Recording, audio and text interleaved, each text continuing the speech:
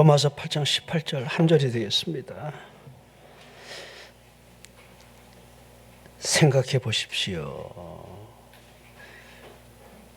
생각하건대 현재의 고난은 장차 우리에게 나타날 영광과 비교할 수 없느니라. 아멘. 현재와 나타날 그 일에 대한 비교 능력이 우리에게 있는가? 우리가 지금 살아가고 있는 이 현재에 대해서, 그리고 장차 우리에게 나타날 그 죽음이겠지요. 죽음 뒤에 있게 될 그 어떤가의 영광, 그 영광을 우리가 생각해 볼 수 있어야 한다. 이렇게 사도 바울이 우리에게 말씀을 하고 있습니다. 그의 생각을 통해서 그의 세계관이나 그의 인생관에 대한 모든 것들이 이 한마디 안에 함축이 되어 있다, 이렇게 볼 수가 있습니다. 현재의 고난, 장차 나타날 영광, 과연 비교가 가능하겠습니까? 한번 여러분 비교해 봤으면 좋겠습니다. 다시 말해서 우리에게 비교해 보라 하면서 비교에 대한 능력이 우리에게 있는가, 이렇게 되묻는 것 같은 그런 생각을 지을 수 없습니다. 비교 능력을 한번 생각해 볼까요? 비교 능력이 무엇이겠습니까? 우리가 현실을 몰두하면서 살아간다 할지라도 현실을 바라보며 미래를 내다볼 수 있는 눈이 열려 있는가? 왜 그렇게 해야 하겠습니까? 우리의 삶의 귀결이 반드시 죽음에 있다는 사실을 알기 때문이지요.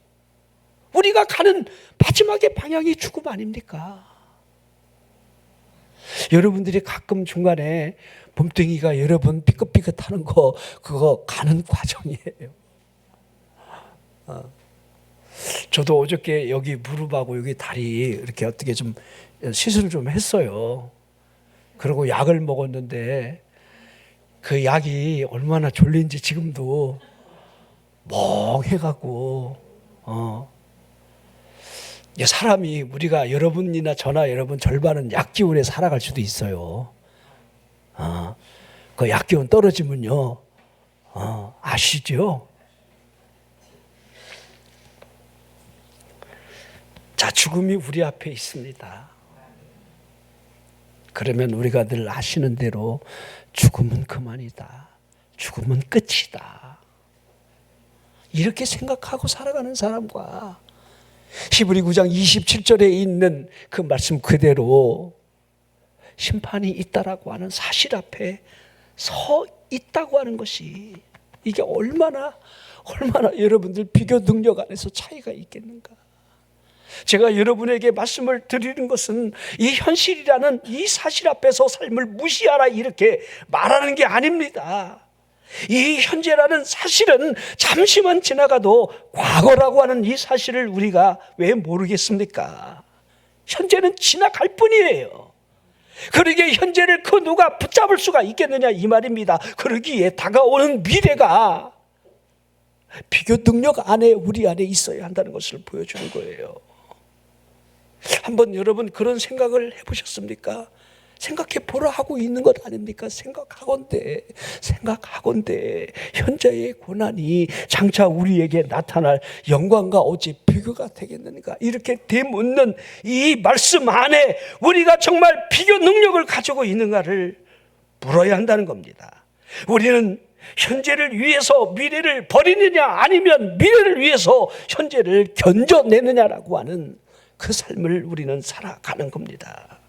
우리 학생들을 보면요, 학생들이 놀고 싶은 마음이 없겠느냐, 이 말입니다. 우리 애들 놀고 싶어요. 게임도 하고 싶고, 그거 정상적입니다. 엄마 아빠, 난 공부가 너무 좋아, 난 공부하고 싶어 미치겠어, 그런 애들은 빨리 돌봐줘야 됩니다. 결코 정상이 아닙니다. 그 아이는 여보, 나 돈 버는 게 너무 좋아, 나 직장 가는 게 너무 행복해, 이런 사람도 빨리 돌봐줘야 돼요.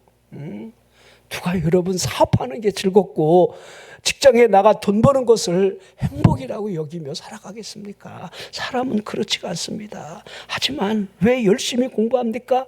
왜 열심히 여러분들 내 잡을 위해서 사업을 하고 일터에 나가 여러분들이 할 수 있는 그 이유가 미래에 있다는 거 우리가 부인하지 않습니다. 미래를 준비한다는 거지요. 현재 때문에 다가올 미래를 준비하지 않는 단 하나는 배짱이밖에 없을 것 같아요. 겨울을 못 보기 때문이죠. 비우지만은요, 그렇게 살아가는 사람들이 많이 있음을 우리에게 보여주는 거예요. 그러기에 우리가 현재와 미래를 볼 수 있는 비교 능력이 있는가, 이게 굉장히 중요하다는 거예요. 생각하건대 이 단어는요, 너희 안에 비교 능력이 있는가, 지금 이렇게 말을 하고 있는 겁니다. 현실에만 몰두하면 안 된다라고 하는 겁니다. 과거로부터 현실을 비교하며 다가올 미래를 얼마나 예견할 수 있는가, 여기에 있다는 겁니다. 우리가 알거니와 우리의 모든 과거는 어려운 일들의 연속이라는 거 부인하지 않습니다. 그러나 그 어려움이, 그 과거의 고통이 현재를 이겨내게 하는 밑거름이라는 사실 또한 그 누가 부인을 하겠습니까? 그러기에 고통이 올 때에 그 고통에 대한 상대화시킴의 능력이 우리에게 필요하다는 거예요. 다시 말한다면 내가 겪을 수 있는 모든 어려움에 대한 보편화, 이런 능력이 우리에게 지녀져야 한다는 겁니다. 보편화라는 게 무엇입니까? 내가 겪는 모든 일들은 나만 겪는 것이 아니라는 거, 이걸 보편화시킬 수 있어야 한다는 거예요. 왜 나만 겪는 고난이냐고 불평하지 마세요. 이게 보편화라는 거예요. 사람이 병든다는 것, 예상하지 못했던 그 일들 앞에 여러분들 자연재해다, 천재다, 여러분 인재다 하는 모든 일들이 내게 마치 없는 것처럼 우리가 생각하지만은, 그러나 그 현실이 내 앞에 다가올 때에 헐 하고 하는 여러분들 삶이 우리 앞에 펼쳐지는 거예요. 우리 집에 여러분 내게 그런 일이 일어나리라는 예상을 안 하고 삽니다. 저도 어려서 우리 부모님이 연탄가스 여러분들 거의 죽음 직전까지 이르렀을 때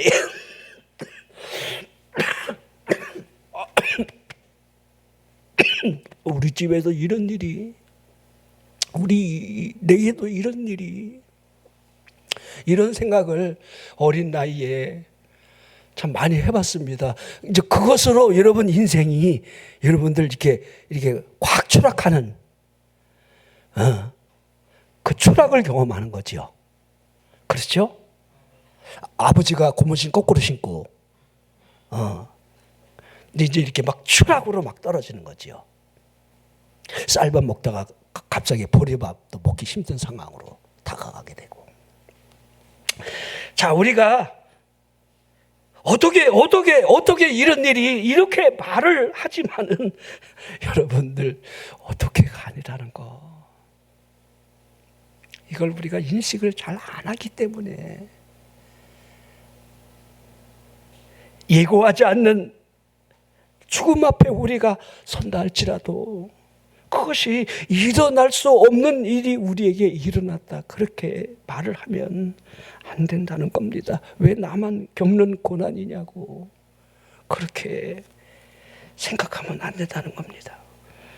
그러기에 우리는 고통에 대하여 상대화시킬 수 있는 능력이 필요하고, 기쁨에 대한 절대화시키는 그 삶의 자세가 굉장히 중요합니다.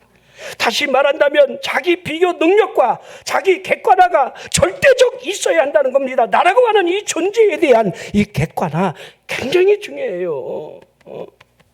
여러분 한번 물어보십시오.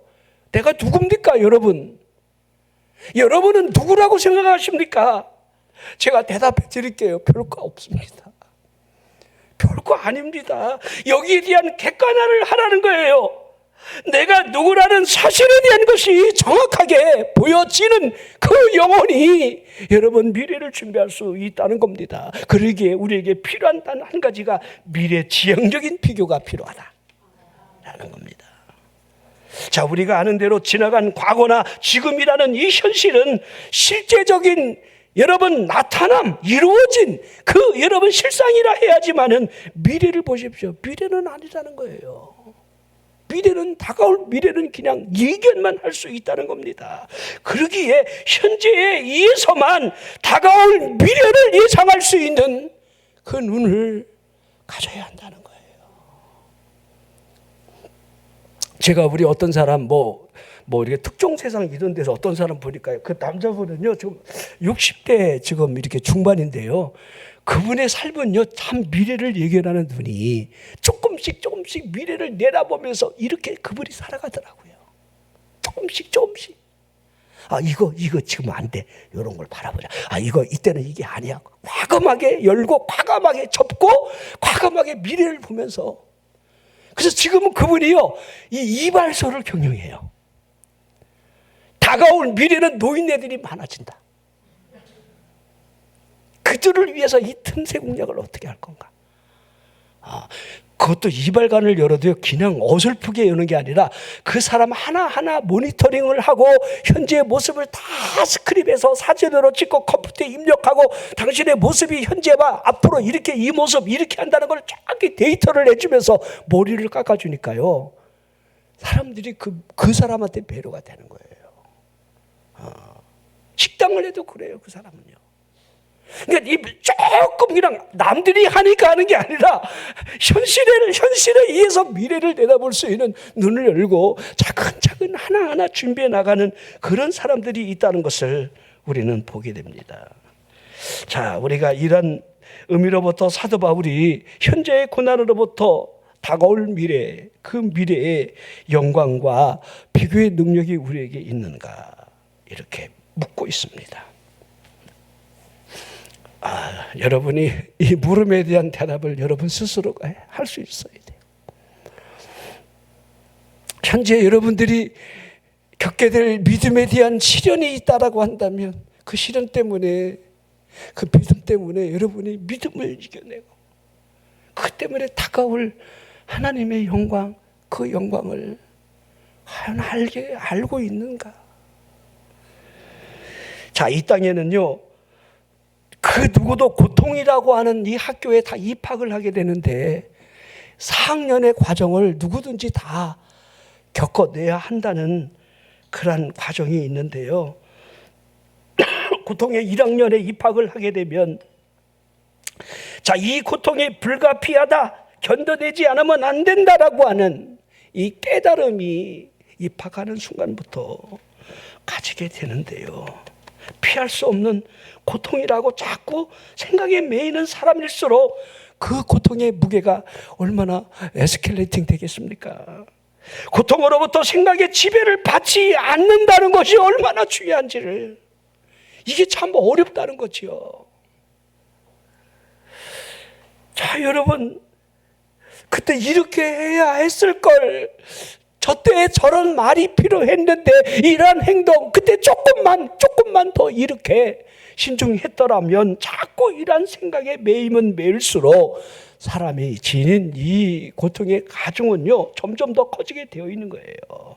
그러기에 사실을 사실 그대로 받아들이는 것이, 이 고통의 합교에 들어가면 이게 가장 먼저 중요하다는 거예요. 사실을 사실대로 받아들이는, 지금의 고통이라는 사실을 그냥 인정하고 받아들여야 한다는 거예요. 아니야 이러면 그럴수록 힘든다는 거예요. 자, 이게 1학년의 과정인데 2학년에 들어가면 그래도 조금 소망의 빛을 바라보는 단계에 들어가게 되는데, 다른 게 뭐였겠습니까? 참고 견뎌내자. 아멘 안 하는 거 보니까 그러죠. 참고 견뎌내야죠. 지금 현실이 지금 이렇게 지금 확정되어 있는 거, 이미 드러나고 이루어진 일들 앞에 뭐 어떻게 하겠습니까? 참고 견뎌내야지요. 그리고 참고 견디다 보면 이 고통이 절망할 수준까지는 아니라는 거를 알게 되는 거예요. 그런 사람만이 이걸 여러분 절망으로부터 소망의 빛을 찾아내면서 이겨내려고 여러분들 몸부림을 치기 시작하는 거예요. 자, 그리고 3학년에 들어가면 이 정도 이길 수 있어라고 하는 가능성을 바라보면서 여러분들 이제 움직이기 시작한다는 거지요. 자, 이걸 다 겪어내야 마지막 졸업반에 들어가는데 이 고통이 되게 유익이었다. 이렇게 결론을 도출한다는 거예요. 참 여러분들 쉬운 과정 같지만은 이걸 깨닫기가 참 어렵다는 것을 우리는 잘 압니다. 시편 119편 여러분들이 혹시 좀 읽어보시면 여러분들 시에 대한 이 문장이 이 단어 하나가요, 이렇게 구성들이 이 시편 이 119편 긴 것이 없는데 하나하나가 전부 여러분들 이게 틀에 박힌 정말 기계처럼 아주 오묘하게 여러분들 이 시편을 구성하고 있는데, 전부 다 여러분들 이 시편 119편은 하나님의 말씀, 율례, 도, 전부 계명, 법도 하나님의 말씀을 지키는 자가 복이 있다. 이 복에 대한 이 기준이 하나님의 말씀에 있다. 이렇게 시작을 하는데 시편 119편 1절 시작이겠지요. 행위가 온전하여 여호와의 율법을 따라 행하는 자들은 복이 있다. 누가 복이 있다 그런 거죠? 우리 시편 1편을 여러분들 복의 장이라고 그러잖아요. 복이 있는 자는 이렇게 시작하잖아요. 근데 여기 보십시오. 행위가 온전하다. 시편 1편의 말씀과 결코 다르지 않지요. 오만한 자의 자리에 앉지 아니하고 교만하지 아니하고 전부 행위가 온전하여 여호와의 율법을 따라 행하는 자가 복이 있음을 선언하고 있는데, 여러분 복이 있다는 이 선언과 더불어 우리가 역으로 복이 없는 사람을 그러면 금방 이해가 되지 않습니까? 누가 복이 없는 겁니까? 여호와의 율법을 떠난 사람. 뭐 이거 간단하게 여러분들 우리가 결론을 여러분 내게 되는 겁니다. 복이 없다는 것이 무엇입니까? 자, 여러분들 하나님의 보호함이 없다는 사실을 그대로 보여주는 거예요. 하나님의 보호가 떠났다. 여호수아 갈렙이 여러분들 하나님이 이 땅에 우리를 기뻐하신다면 이끌어 드릴 텐데, 여보시오 백성들아, 저들의 보호자는 저들에게서 떠났는데 왜 그걸 못 받느냐. 보호자가 떠났다는 게 뭡니까? 그들의 신의 의미가 아무것도 없다는 거예요. 여호와 같으신 이가 어디 있는고? 이런 눈이 열릴 사람만이 할 수 있는 고백이지요. 이게 믿음의 사람의 고백입니다. 그들은 우리의 밥이라. 시편 119편 71절에 고난당한 것이 내게 유익이라. 어떻게 이런 고백을 하겠습니까? 나 이 어려움이 내게 엄청난 유익이 되었어. 지금 내가 겪고 있는 이 어려움이 나에게 오히려 유익이 되었어. 하나님의 말씀처럼 합력하여 선을 이루시는 하나님의 역사가 내게 나타나는 거야. 이렇게 고백할 수 있는 이 비결은 하나님의 말씀에 있다는 거예요. 이걸 통해서 하나님의 말씀을 배우게 되는구나. 하나님이 쾅 내려치시면 정신이 번쩍 드는 거예요. 어떨 때는 여러분 천둥번개가 막 가까이서 치는 그 소리를 듣게 되기도 해요. 너무 막 그냥 앞에서 가까이서 막 치면요, 진짜 정신이 번쩍 들어요. 나도 모르게 무릎이 꿇어지고 오 주여 이러면서 이런 여러분들 기도가, 목사인 저도 그렇다니까요. 오 주여, 주님이 오시는 건 아닙니까? 이러면서. 근데 번개는 치는데 나팔 소리가 안 들려져요. 그 소리가 들려지면 마지막 때의 문이 열리고 그날에 우리가 들어갈 텐데. 자, 왜 유익이라 이렇게 말을 하고 있습니까? 유익된 것이 문제가 해결되어서요? 아닙니다. 하나님의 말씀을 진정 배우게 되었기 때문이라고 설명하고 있습니다. 하나님의 말씀을 온전히 배운다. 하나님의 뜻대로 살아갈 수 있는 힘이 주어진다. 이것은요, 고난 아니면 여러분 얻어지지 않아요. 우리 호주머니가 회개하는 거 여러분 여러분들 그냥 되는 게 아닙니다. 11조 신앙생활하는 거 그냥 되는 게 아니에요. 여러분 주일 성수하는 거 그냥 되는 게 아니야. 몇 번 쾅쾅 맞아야 돼. 고난이 나로 하여금 여러분이 원망하고 불평하고 믿음에서 멀어질 때에 오는 결과물들이 뭔가 쾅쾅 여러분들 고난으로 다가와야 하나님의 말씀이 이러하구나, 하나님의 의도를 그때 깨닫게 된다는 겁니다. 여러분, 어떤 사람들은 이 고난에 대한 불필요성을 자꾸 생각하는 사람들이 있습니다. 잘못되어진 운명만에 여러분 매일 수도 있다는 사실이지요. 이런 생각에 지배를 받고 있는 사람이라고 한다면 죄송하지만 제가 확신하는 건데 고통의 학교에 아직 입학조차 못했다는 거예요. 죄송하지만 이 4년 동안의 과정을 겪어내야 되는데 그래야 하나님의 말씀이 보여지고 믿어지고 유익이라고 여러분들 믿어질 텐데, 이런 사람이라면 아직까지 입학조차 안 했어요. 그러니까 여러분들 입학을 하기 위해서 어떤 일이 일어난다는 것은 제가 설명을 굳이 드리지 않겠습니다. 고통의 학교에 들어가는 사람만이 미래지향적인 교육을 여러분 그 안에서 받게 되는 거예요. 자, 우리가 여러분들 한번 생각해 보기를 바랍니다. 건강할 때의 기도와 병들었을 때의 기도 중에 어느 기도가 더 절실하겠습니까? 이건 물어보나 말하잖아요. 병든 사람이 드리는 찬송과 그렇지 않은 사람의 찬송이 너무 다릅니다.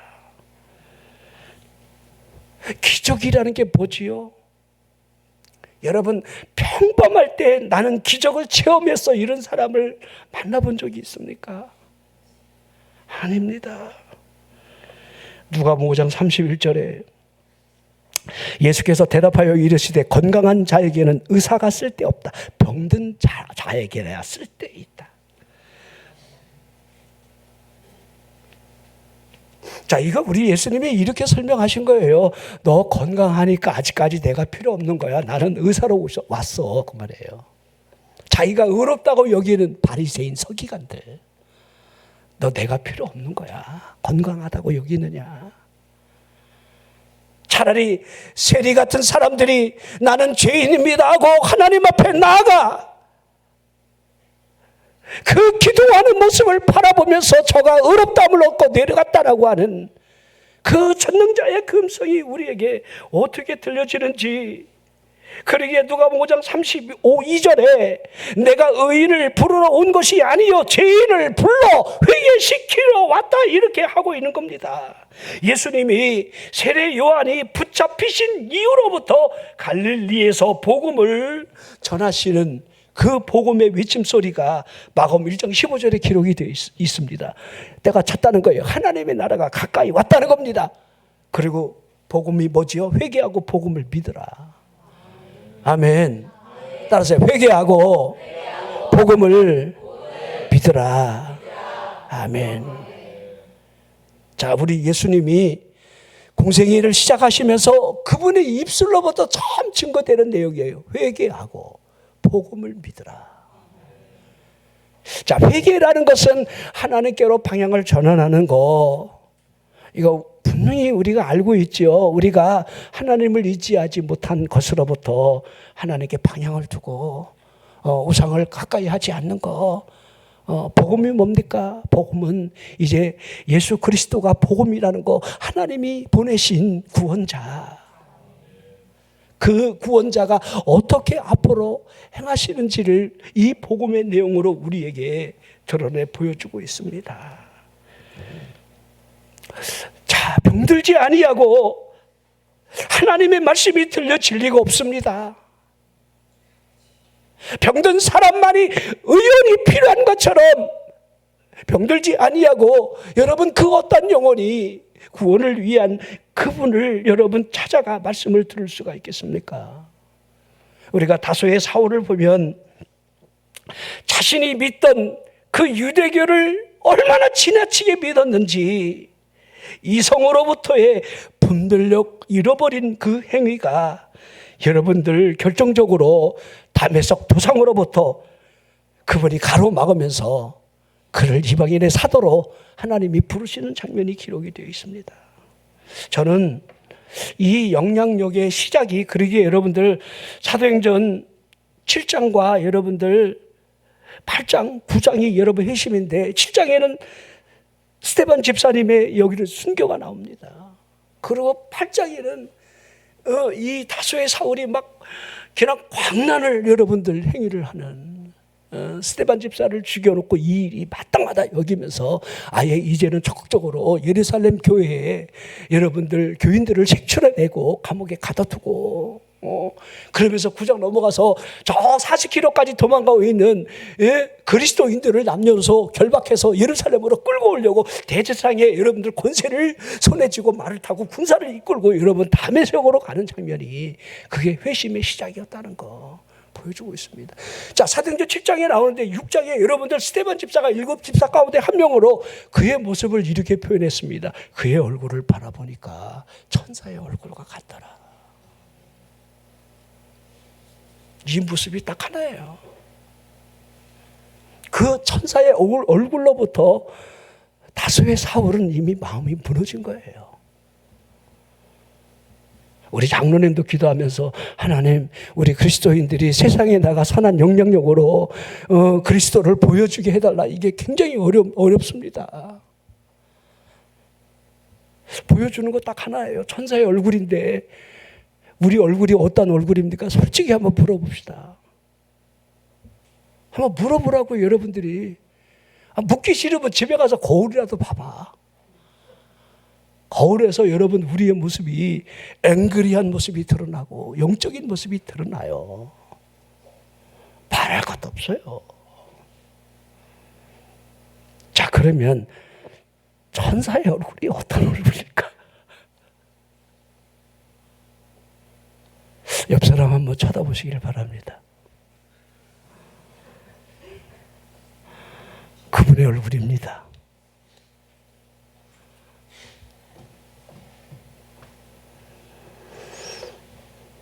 자, 그의 기도가 이렇게 나오지요. 사도행전 7장 60절 무릎을 꿇고 크게 불러 이르되 주여 이 죄를 그들에게 돌리지 마옵소서.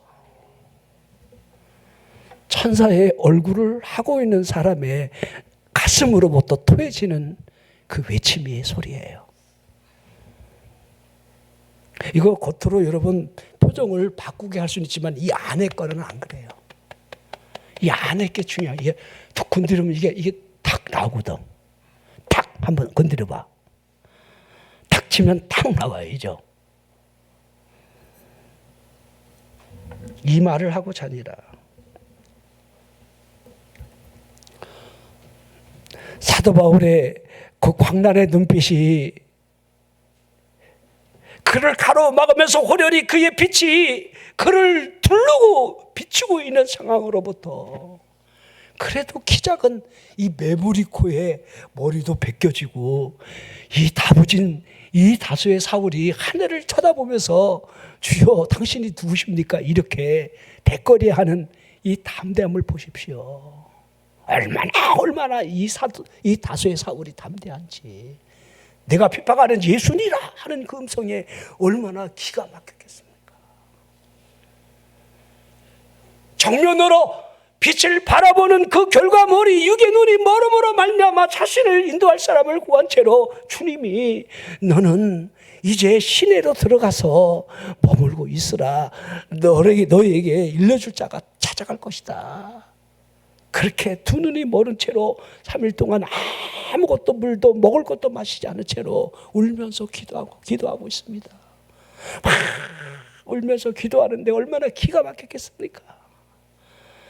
내가 하나님을 섬기려고 이렇게 했는데 내가 믿는 유대계 하나님이 진짜인 줄 알고 저 이단 예수교를 내가 저렇게 처단하려고 하나님을 위해서 일을 했는데 이게 결국 내가 하나님을 대항했던 일이란 말인가? 얼마나 여러분들 몸부림쳤겠느냐 이 말이에요. 하나님을 향한 열심히 하나님을 대적하는 자신의 모습 앞에서 얼마나 무너졌겠느냐 이 말이에요. 울면서 또 기도하고 하나님의 말씀을 꺼내놓고 비교보고 아무리 봐도 여러분들 자신이 하나님을 대적했다는 사실 앞에 예수 그리스도, 부활하신 예수 그리스도, 그리고 그가 기도를 시작하면서 성령이 그를 이끄시는데 얼마나 역사하는지 아나니아가 자기에게 찾아와 안수함으로 눈이 비늘이 벗겨지고 보게 된다는 사실을, 아나니아가 오고 있구나. 아나니아가 눈을 감고. 그러기 사도행전 9장 11절에 우리 주께서 무명의 제자 아나니아를 보내면서 저가 기도하고 있는 중이니라. 아나니아가 뭐라고 그럽니까? 너 사울을 찾아가라 했더니 예수님 그것도 모르십니까? 최근에 한 이슈가 다수의 사울입니다. 저 인간이 예루살렘에서 어떻게 어떤 일을 행했는지 주님 모르신단 말입니까? 제가 알려드릴까요? 여기까지 그가 온 것도 지금 예수 믿는 사람들을 잡아 죽이려고 온 거 봤잖아요. 예수님 그거 모르십니까? 우리가 여러분 기도할 때 예수님에게 그럴 때가 많아요. 여러분의 기도가요, 지금 현실에 대한 예수님이 하나님이 모르실까 봐 정보 제공을 하는 그 기도. 아이고 주님 하나님 그것도 모르십니까? 지금 내가 어떤 일을 당하고 있는지. 하나님 지금 형편이 어떤 줄 아세요? 지금 세계 정세가, 이 나라 경제가, 내가 지금 어디 가다가 낙방하고 내가 어떻게 지금 이렇게 암울하고 있는지를 주님 모르신단 말입니까? 뭘 몰라. 우리가 지금 여러분 다르지 않다는 것을 보여주고 있습니다. 그러게 사도 바울이 기도를 하며 이 현실과 다가올 미래에 대한 비교 능력을 갖고 울고 또 울었다, 이렇게 생각이 되어집니다. 너는 나의 택한 그릇이라. 하나님이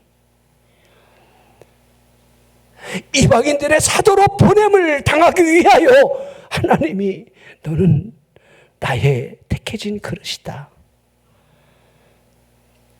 그런데 참 너무하시지. 그냥 조용하게 쓰시면 되는데 어떻게 그렇게 마음을 막 헷가닥하게 만들어 스데반 집사 돌로 때려 죽이게 하고 막 거품 물고 막 교회를 박해하는 일에 아주 제1선에 서게 하고. 다 보십시오. 하나님의 계획이 얼마나 놀라운지. 전도하다가 막 핍박을 당하고 맞으면 너 옛날에 어떻게 했지? 이러잖아요. 이죠. 너 옛날에 어떻게 했지? 그러니까 사도 바울이 그래, 나의 나된 것은 주님의 은혜입니다 하는 거예요. 무결점, 난 복음의 완벽한 자, 이런 게 아니라 흠이 있고 정말 결점이 많은 그를 통해서 하나님이 당신의 일을 하고자 하는 그 은혜가 흐르고 있다는 것을 우리는 볼 수 있어야 합니다. 자, 우리 생각하건대라고 하는 이 본문의 시작부터 생각의 초점이 이 땅이 아니라는 것을 지금 말씀을 하고 있습니다. 이 생각으로부터. 자, 그러기에 여러분들, 우리 아들 디모데에게 마지막으로 당부하고 있는 이 말씀을 통해서 우리 이 생각, 이 현재의 고난과 다가올 미래에 대한 그 영광, 그 영광의 비교에 대한 능력은 그 아들 디모데에게 주는 말씀을 통해서 이게 잠깐 결론을 내고 여러분들 찾아내야 돼요. 이게 디모데전서 6장 17절이에요. 내가 이 세대에서 부한 자들을 명하라는 거예요. 마음을 높이지 말고 정함이 없는 재물에 소망을 두지 말고 오직 우리에게 모든 것을 후히 조사 누리게 하시는 하나님께 두며. 자, 이 세대의 부한 자, 우리가 여러분 이 땅으로부터 얼마든지 복을 받는다면 부한 자로 살아갈 수 있는 기회가 주어질 겁니다. 하지만 그 부한 자가 될 때에 그 부한 자로서의 삶이 어떠한 생각에 매이게 될까? 이거 우리가 다 모르는 바는 아닐 겁니다. 여러분들이 앞으로 부자가 된다라고 한다면 여러분들은 어떻게 사실 것 같습니까? 제가 물어보잖아요. 만약에 여러분, 만약에 지금 가진 거를 여러분이 부자라고 할 수는 없는데 여러분이 만약에 부자가 돼서, 부자가 뭐냐면 내 집에 돈이 얼마인지를 몰라야 부자예요. 자, 이와 같은 사실에 대해서 사도 바울이 명령하듯 권면하고 있는 이 말씀이 우리가 이 세대의 부한자가 될 수 있을 때에 저 세대의 부한자가 될 수 있겠는가? 라는 지금 권고를 하고 있는 겁니다. 마치 현재의 것이나 다가올 미래에 대한 이 비교가 우리에게 있느냐? 자, 현재의 것으로 말미암아 마음이 부자인 것으로 착각하며 살아가는 사람들이 여러분 교회 안에는 너무도 많이 있습니다. 마음을 높이지 말라 하고 있는 겁니다. 부한 자가 가질 수 있는 착각으로 그 부가 자신의 의인 양 여러분들 착각할 수 있기 때문에 재물이 많은 것으로 말미암아 자신의 인격이나 믿음마저 갖춰진 것으로 여기는 그런 얼갈이들이 많이 있습니다. 아닙니다. 돈이나 권력이나 재물이 많아서 사람들이 자신을 바라보며 굽신거리는 그 이유에 대하여 깊은 생각을 못할 때가 있습니다.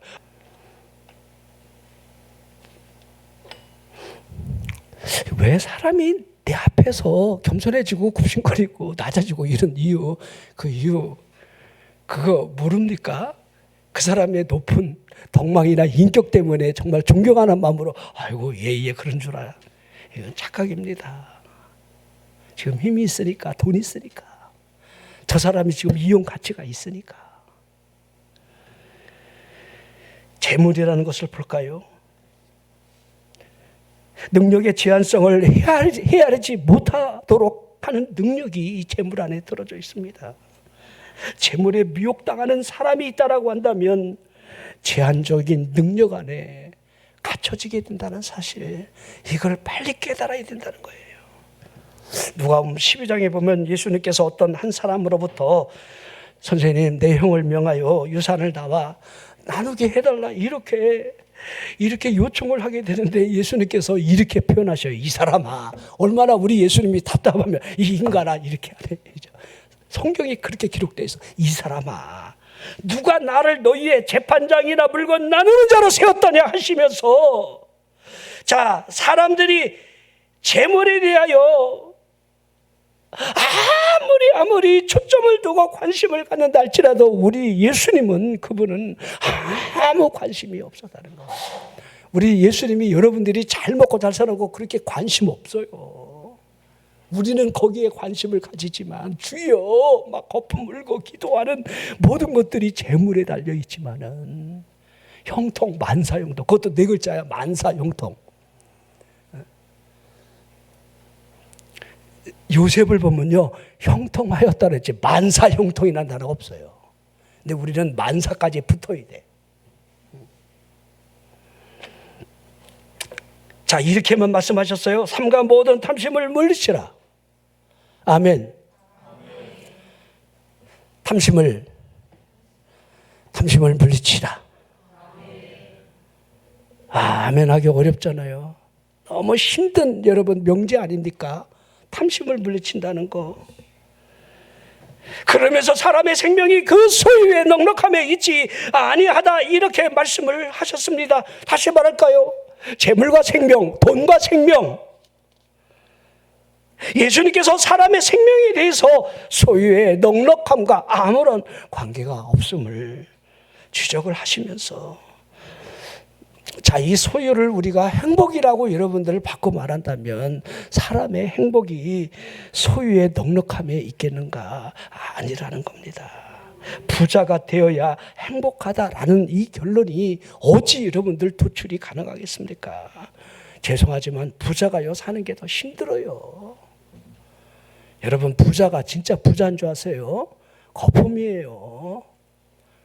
한순간에 여러분들 망하는 거는요, 이건 여러분들 우리가 다 알고 있는 내용들입니다. 권력을 준 사람들이 행복한 것 같지만 그렇지 않아요. 대통령 행복할 것 같아요? 저 바보 되는 거예요. 대통령이 돼갖고 여러분들 길거리에 포장마차 집에 들어가서 우동 국물 시원하게 한 사발 마실 수가 있겠습니까? 호떡 떡볶이집에 들어가서 자유롭게 여러분들 그거 한 접시 내놓고 그냥 묻혀가면서 여러분들 먹을 수 있는 자유가 그들에게 있겠습니까? 그거 안 해도 좋으니까 대통령 하고 싶다? 하십시오.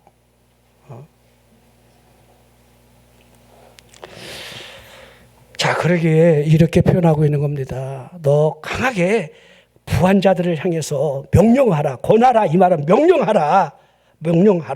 정함이 없는 재물에 소망 두지 말 것을. 우리 재물이 우리 소망의 대상이 아니라는 겁니다. 아멘. 자, 제가 이 현재의 장차, 우리가 지금 현재 당할 이 고난과 장차 다가올 미래에 대한 비교 능력을 설명하면서, 자, 우리가 어떤 비교 능력이 필요한가? 이 현재에서 우리가 있게 될 우리의 꿈이 어찌 보면 돈입니다. 우리 열심히 공부하는 것도, 여러분들이 뭔가 준비하고 계획하는 것도 더 많은 돈. 그렇죠? 우리 옛날에 영끌하던 그 친구들 집값 떨어지니까 여러분들 이제 영끌한 그 힘을 어디다 여러분들 쏟아야 하는지. 지금 비극이 지금 앞에 있을 뿐이잖아요. 정함이 없는 겁니다. 정함이 없다는 말은 돈은 날개가 달려있다는 거예요. 보이지 않는 날개, 어쩜 이렇게 내 주머니에서 남의 주머니로 그렇게 잘 날아가는지. 그렇죠. 붙들고 싶지만은 그 돈이라는 것은 붙잡혀지지 않은 정함이 없는, 그러게 여러분, 돈이 우리의 믿음의 대상이 될 수 없음을 설명을 하고 있고, 그러기에 하나님께 두며, 하나님께 왜 두어야 합니까? 그래야만 하나님이 후히 주신다, 누리게 하신다, 여기에 목적적 의미가 여러분 있다는 거예요. 후히 주시는 것은 여러분 분명한 사실로 우리 앞에 드러나고, 우리가 하나님 앞에 막 복을 구하면 하나님이 우리에게 복을 후히 주시는 거 맞습니다. 근데 이 쌍두마차가 같이 복이 흘러야 돼, 누리게 한다는 거, 이게 굉장히 어려워요. 복을 우리가 받는 건 맞아요. 근데 누리게 하는 이 복을 우리가 잘 이해를 못할 때가 많아요. 난 여러분들이 복도 받고 누리기를 주의 이름으로 축원합니다. 이게 누린다라는 이 원문을 보면 에이스, 폴라우신이라는 헬라어의 여러분들 이 뜻이 즐거움이라는 뜻이에요. 이 영어로 엔조이, 엔조이먼트 이런 단어라 할 수 있는데, 하나님께서 우리에게 먹고 살 만큼만 주시는 것이 아니라 즐겁게 누릴 수 있을 만큼 주신다는 의미가 있는 거예요. 쓰고도 남을 수 있도록, 남과 더불어 엔조이 할 수 있도록 그렇게 하나님이 복을 주신다는 거예요. 엔조이먼트라는 복은요, 그냥 오는 게 아니에요. 하나님이 주셔야 돼요. 난 우리 성도들이 이 은혜가 임하기를 주의 이름으로 축원합니다. 하나님의 복을 많이 받으세요. 하지만 누리는 복이 같이 더불어 겸해져야 한다는 거예요. 남과 더불어 즐거움을 느낄 수 있는, 내가 여러분 복 받은 것으로 바둥바둥 사는 게 아니라 이 복을 나눔으로 말미암아 이 즐거움이 막 흐르는 거예요. 막 즐거움이. 그러게 이 은혜에 대해서 이렇게 표현하고 있는 겁니다. 선한 일에 쓰라, 이 말이 연결이 되어 있는 거지요. 선한 일 속에는 주의, 여러분들 주의 상황이 곁들여져 있는데, 이렇게 예수님이 하셨죠. 너 오른손이 한 일을 왼손이 모르게 하라. 우리가 돈 벌고 즐거움을 누리고 선한 일을 할 때에 주의사항, 항상 모든 제품에는 주의사항이 있습니다. 이 옷을 하나 사도 물에 빨아도 되는지 세탁소에 맡겨야 되는지 주의사항이 레벨에 붙여져 있어요. 여러분들이 가전제품을 하나 사더라도 주의사항이 있어요. 그러니까 여러분들이 복을 받고 즐기며 살 수 있는 그 길에도 주의사항이 있는데, 우리 예수님이 하신 말씀처럼 오른손이 하는 일에 왼손이 모르게 하는 이 주의사항, 이 말씀에 대한 이해력이나 실천력은요, 우리에게 거의 불가능해요. 난 이 말씀을 볼 때마다 어떻게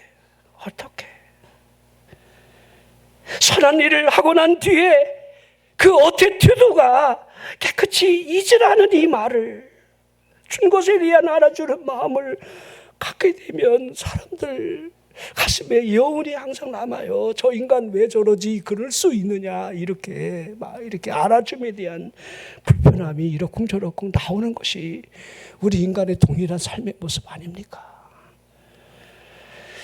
누가복음 14장 12절을 보십시오. 또 자기를 청한 자에게 이르시되 네가 점심이나 저녁이나 베풀거든 벗이나 형제나 친척이나 부한 이웃을 청하지 말라. 두렵건대 그 사람들이 너를 도로 청하여 네게 가품이 될까 하노라. 이 말씀을 적용하거나 여러분들 이렇게 할 수 있는 까다로움을 여러분 알 수 있겠습니까? 선한 일에 부한 자가 되되 동정하는 자가 되지 말라는 이 말씀의 의미가 참 우리가 실천한다는 것은 굉장히 어렵습니다. 부함이 있다는 것은 어찌 보면 나에게 부여된 사명자가 될 수도 있는데, 다시 말할까요? 여러분에게 복이 주어졌다는 거, 돈이 주어졌다는 거, 많은 재물을 하나님이 손에 준다는 것은 하나의 기회라는 겁니다. 이 기회. 그러게 여러분 마치 이것을 사명이다 이렇게 여러분 연결을 해도 틀린 말이 아닐 겁니다. 그러기에 이 세대의 부한자가 되지 말고 저 세대를 위한 부한자가 되라 이렇게 권하고 있는 거예요. 다가올 일에 그날에 좋은 터를 만들 참된 생명이 너희에게 취함이 있는가? 자, 우리가 현재를 현재로 풀이를 하려 한다면 결코 풀려지지 않습니다. 현재라는 지금을 미래를 바라보는 사람만에 의해서 풀려지기 시작하는 거예요. 자, 제가 여러분들에게 간혹 그런 말을 하잖아요. 정말 우리가 천국과 지옥을 정말 믿고 있는가? 이 물음이 여러분들 너무 간단한데도요, 이 물음에 대해서 그냥 얼버무리면서 신앙생활하는 사람들이 너무 많아요. 구체적으로 묻지도 말고 여러분들 그냥 내가 거기에 대한 깊은 생각이나 대답할 이유를 갖지 못한 채로 여러분들 신앙생활을 하고 있다는 사람이 너무도 많습니다. 여러분 다시 한번 물어볼게요. 여러분 정말 천국을 믿고 지옥을 믿느냐 이 말입니다. 아멘 안 하는 사람들은 또 다시 한번 물어보겠습니다. 그러면 아멘 안 하는 그 이유 중에 내가 천국에 간다는 게 굉장히 희박하기 때문에 그런 건 아닌지요? 그래도 아멘 하는 사람은 천국과 지옥이 있다 이걸 아멘 하는 자신 있는 사람은 난 천국 간다 이런 확신이 있으니까 아멘 할 텐데, 아멘 없는 사람은 천국에 대한 불확실성이 분명히 존재하는 거고, 또 가능하다면 지옥이 없으면 좋지 뭐, 가보면 아무것도 없더라. 나도 그랬으면 좋겠어요. 죽어보니까 아무것도 없더라. 나도 진짜 그랬으면 좋겠다니까. 난 그러면 의문이 생겨. 예수님의 제자들이 전부 십자가 여러분 거꾸로 매달려 죽고 목이 칼로 달아나고 여러분들 도끼로 잘려지고 화형을 당하고 십자가를 지고 다 그랬잖아요. 예수님의 제자들이 다. 사도 요한은 밤모섬에 들어가 100세 가까이 사신 자연사를 하셨지만 다른 분들 보십시오. 미쳤습니까 여러분들? 아니 예수님의 제자들 미친 거 아니에요? 그것이 가짜라고 한다면 가짜를 위해서 목숨을 저렇게 여러분들 던질 만큼 미친 거 아니겠느냐 이 말입니다. 미치지 않았다는 거예요. 현재의 고난과 다가올 미래를 바라보며 비교하는 그 눈이 열려져 있는 사람만이 할 수 있는 그 행동이 이 안에 그대로 녹아져 있는 거예요. 왜 장차 나타날 영광과 비교를 하라 했겠습니까? 자, 누군가는 우리에게 지금 속삭이고 있습니다. 인생이 뭐 어쩌고 저쩌고 여러분들 뭐 인생 뭐 있어 알코올이지 인생 뭐 있어 즐기는 거지 뭐 이거 여러분들 지옥에서 들려져 나오는 속삭임이에요. 성경은 우리에게 이렇게 말씀하고 있습니다. 지금은 잘 때가 아니다. 어둠의 일을 벗을 때다. 깨어 기도할 때다. 너희들은 나 뒤에 속해 있다 하시면서 빛의 갑옷을 입으라 지금 하고 있는 거예요. 로마서 13장 12절을 보십시오. 밤이 깊고 낮이 가까웠으니 그러므로 우리가 어둠의 일을 벗고 빛의 갑옷을 입자. 우리가 지금 어둠의 일을 벗어야 되고 빛의 갑옷을 입어야 합니다. 아멘. 왜 에베소 6장에 여러분들 우리의 씨름이 혈과 육이 아닌 하늘의 공중권세 잡은 자라 하시면서 여러분들 왜 전신갑주를 취하라 입으라 했겠습니까? 아예 구체적으로 구원의 투구를 쓰고 의의 흉배를 붙이고 진리로 허리띠를 띠며 복음의 실을 신고 믿음의 방패, 성령의 검, 악의 영들과 싸우기 위해서 완전히 여러분 전신갑주 무장을 하고 지금 싸워야 한다는 거예요. 자, 로마서 13장 14절. 오직 주 예수 그리스도를 옷 입고 정욕을 위하여 육신의 일을 도모하지 말 것을. 우리 삶의 현실이 이와 같이 될 때에 여러분 장차 다가올 그날, 영광된 그날을 볼 수 있는 눈이 열려진다는 거예요. 뭐 이렇군 저렇군 여러분들 막 사람이 하는 말, 교회가 어떻고 저쩌고 여러분들 그런 말, 교회가 크니 작으니 여러분들 뭐 앞으로 어떻게 되면 우리가 어때요, 희생을 이런 거 저런 거, 현재 일보다 다가올 미래에 다가올 그 미래의 영광이 있는가? 뭐 어떤 사람은 그러더라고요. 내가 죽어서 천국 가긴 갔는데 갔더니 개털 모자밖에 없더라고. 쓸게 개털 모자 하나 있더래. 어떤 사람은 빗자루하고 이렇게 쓰레받기 하나밖에 없더래. 자기가 그 주를 위해서 봉사한 게 그거 하나 있었는데 이걸 보느냐 못 보느냐. 기도하겠습니다.